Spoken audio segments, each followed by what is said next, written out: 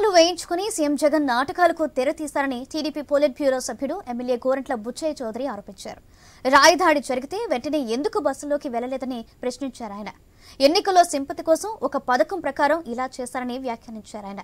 చంద్రబాబు ఇంటిపై రాళ్లు విసిరితే కేసులు లేవని విమర్శించారు.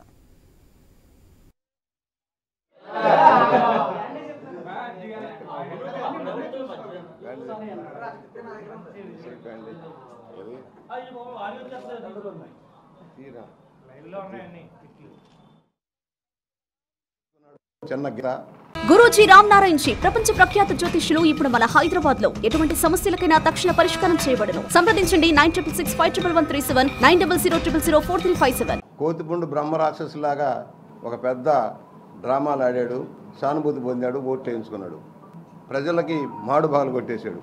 19 ఎలక్షన్లో బాబాయిని చంపించిన వాళ్ళని కాపాడుకుంటున్న ఈ ముఖ్యమంత్రి ఈ రోజుకి కూడా సిబిఐని ముందుకు సాగనీయకుండా ఆపిన ముఖ్యమంత్రి, గొడ్డలి వేటిని గుండెపోటుగా చిత్రించిన ఈ ముఖ్యమంత్రి ఇలాంటి కపట నాటకాలు ఆడటంలో అగ్రగణ్యుడు.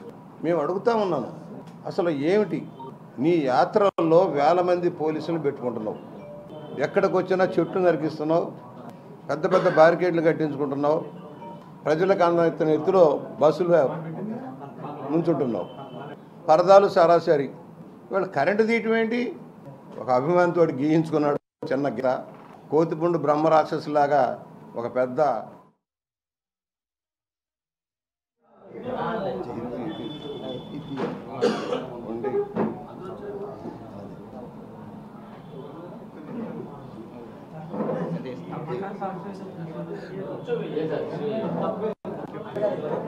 అక్కడ